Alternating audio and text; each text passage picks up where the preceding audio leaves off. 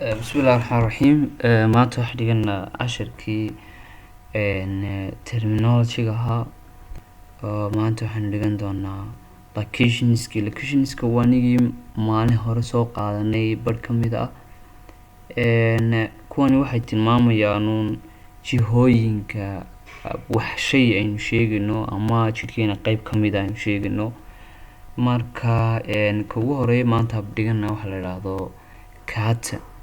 cut waa down ama waa xagga hoose downward waa xagga hoose shay hadii la sheegayo ama jidh la sheegayo ama side ka mid ah jidhkeena waxa la oranayaa cut yani xagga hoose inuu qadino wax kasto aynu eegno insha Allah waayo acto waa outside waa xagga sare weeyaan outside ku macnaha waa tusaalaha acto parasite baa kamid ah parasite dusha sare ku nool acto waa xagga sare u sheegaya parasite waxay sheegayaan maxay xagga muxuu haye parasite laftirkiisu sheegay marka waa parasite xagga sare ku nool hadii laga endo waxay sheegi jirtay endo parasite hadii laga dhaano xagga hoose sheegi jirtay waayahay ventral toward weeyaan ama waa xagga sare iyaduna waa opposite of the leaf tusaalahan xagga sare ee caleenta waxa la oranayaa ventral ama toward waa tusaale dorso waa back waa lower side of the leaf tusaale waa xagga dambe ee muxuu haye leaf ama tusaale hadii caleena siito xagga sare waxa la oranayaa ventral xagga hoosena xagga dambena waxa la oranayaa back xagga dambena low waxa la oranayaa dorso tusaale lower side leaf ko tusaale uu noqonayaa laakiin xagga hoose iyo xagga sare marka la kala sheegay labada kelmad waa loo isticmaalay letter ama letter inside dhinac buu ayuu xigayaa ama waa dhinacyo lateral waa dhinac weeyaan ama dhinacyada weeyaan marka lateral way kido waa til waa caudal fins tusaalahan baashan uu leeyahay muxuu haye kalluunku waxa la oranayaa kido waa tail waa dabada dambe ama dabada hadana kido adan maqan meso waa middle waa meel dhexe miso waa middle waa dhexdhexaad ama meel middle intermediate oo kale salaha way cartio waa nucleus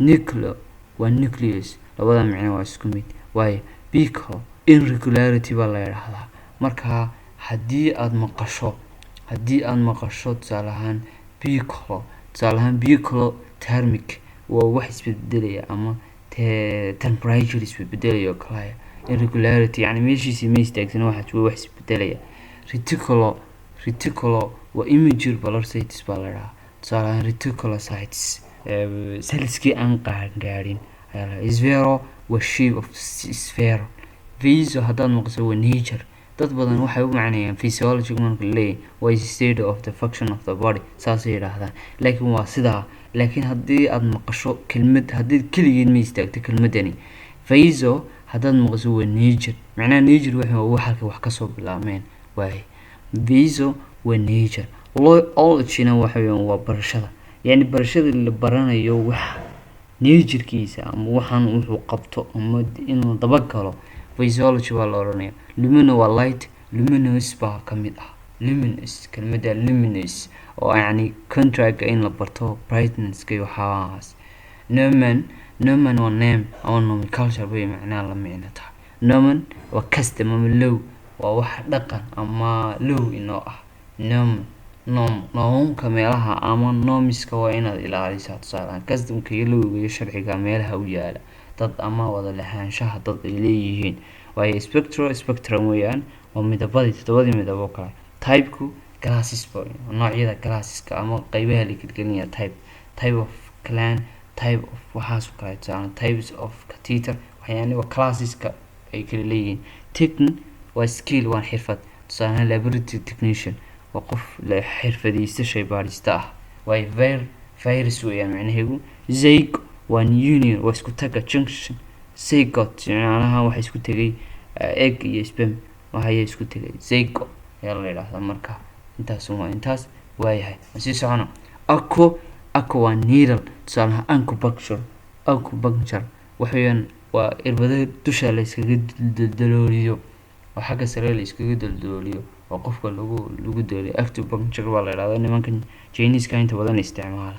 Way bar waa weight ama pressure, tusaale bar trauma waa cadaadis baa traumuhu ku haya. Tusaale ahaan haddii maskaxda qofka madax kaga dhaco ama cid madax kaga dhaco nabar, cadaadiska pressureka uu ku hayo ama dhaawacii ku hayo waxaa la bar trauma.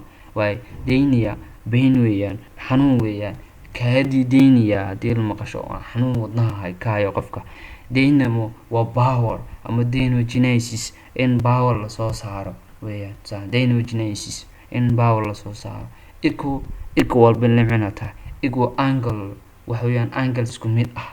Equal angle waa equal isku mid ah. Et waa causes, waxaana u tusaalaha etiology barashada yani etiology waa causes. Way radiation bay noqonataa. haddii ereyga meel kasta ku aragto waxaan waa radiation. tusaale radiotherapy daweynta lagu daweynayo radiation macnaha weeyaan. Way iminka aynu galno abbreviationska iyo kelmadaha loo soo gaabsado oo kelmadahan waxaa loo soo gaabsanayaa hadba meesha loo isticmaalayo iyadoo la diidayo in kelmad dheer la qoro. Way abbreviationsku waa soo gaabsashada kelmad dheer inaynu 2 eray ka dhigno ama 3 eray ka dhigno. Way fetal sign abbreviations marka minuuyaynu qaadan doonaa. iminkana aan ugu horeysino fetal sign abbreviationska gaabsiga laga gaabsanayo kelmadda dheer aynu gaabsano waliba fetal sign. Fetal sign wuxuu ahaa inaan qofka cabirno 5 ama 6 kamid ah muxuu hayay oo ay kamid ahay BB ay kamid ahay heart rate pulse kamid ah respiration kamid ah temperature kamid ah kuwaas kala. Way fetal sign ugu horeyn haddii VS lagu qoro fetal sign bay tahay macnaha waxa weeye fetal sign qofka ka qaad. Way ka qaad maaha macnaha hadda ereyga ku aragtado waxa uu qadarinta fetal sign inuu yahay. VSS waxa fetal sign stable. Fetal sign ku tusaalahan markaad report-ka bixinayso waxay fetal sign waa stable uu degan yahay. Way blood pressure BP blood pressure baa loo soo gaabsaday. Heart HR na waxa loo soo gaabsaday heart rate. HR na waxa loo soo gaabsaday heart rate. B maxaa loo soo gaabsaday pulse. Way RR maxaa loo soo gaabsaday respiratory rate. waxaa loo soo gaabsaday respiratory rate. Way T maxaa loo soo gaabsadaa temperature baa loo soo gaabsadaa. SpO2 SA iyo O/OT waxaa loo soo gaabsaday oxygen saturation. qofka oxygen-diisu maxay ama way joogtaa ama way kacsan tahay ama way degan tahay. haddaad intaa aragto meel kasta ku aragtana waxaad soo gaabsanaysaa maxay u ogaanaysaa inay tahay oxygen saturation xaddiga oxygen oo qofkaasi helayo. Way HT iyo WT high iyo weight baa loo soo gaabsadaa inta badan. Way BMI waxaa loo soo gaabsadaa body mass index. waxay xiriirka ka dhaxeeya body mass index waa xiriirka ka dhaxeeya qofka miisaankiisa iyo dhererkiisa ayaa la yiraahdaa body mass index. Way asii socono laboratory abbreviationska soo gaabsashada la soo gaabsanayo laboratory abbreviationska tusaale ahaan waan dhigan doonaa CBC ga complete blood count ayaa la yiraahdaa in dhammaan laga qaado oo la tiriyo blood count-ga ama dhiigga noocyada dhiiggiisa oo dhan. Way blood count waxaa la yiraahdaa in la tiriyo dhammaan jirkiisa yani waxa tirinta la tirinayo dhiiggiisa qofka. Way red blood cellsku waa white blood cells weeyaan loo soo gaabsadaa waa unugyada cadcad. RBC waa unugyada cas weeyaan red blood cells baa loo soo gaabsadaa. RBC bit ama PIT waxaa loo soo gaabsadaa platelets tiftaafyada yaryar. Way LFT na liver function test baa loo soo gaabsadaayo waxa weeyaan waraaqda ayay ku qoran tahay oo waraaqdu ayay inta badan ku qornaataa. waraaqdan muxuu ahaayay laboratory test-ka. Way HB ama HBB hemoglobin baa loo soo gaabsadaa. HCT hematocrit baa loo soo gaabsadaa waa marka la tirinayo CBC-ga blood cells-ka. LD iyo HDL waxa labaduba waxay mitiriyaan qaadida la qaaday cholesterol-sha marka low density lipoprotein iyo loo soo gaabsadaa high density lipoprotein. way marka waa laba kala sheegay cholesterol-sha dhiigga ku jirta bay labadani kala sheegaan. way haddii loo soo gaabsado waa in fahantaa laakiin marka waraaqda lagu qorayo LD iyo HD kaliya lagu qorayo. way marka waa in kala fahantaa ogaataa markaa inay intaa loo soo gaabsado. Waaya ESR waxaa loo soo gaabsadaa erythrocyte sedimation rate. waa ESR mar walba wuxuu sheegaa in meeshaasi jiro inflammation. waaya ZRB waxaa loo soo gaabsadaa C reactive proteins inta badan qofka qanjaha qaba iyo waxyaabahaas lagu eegaa oo test weeyaan.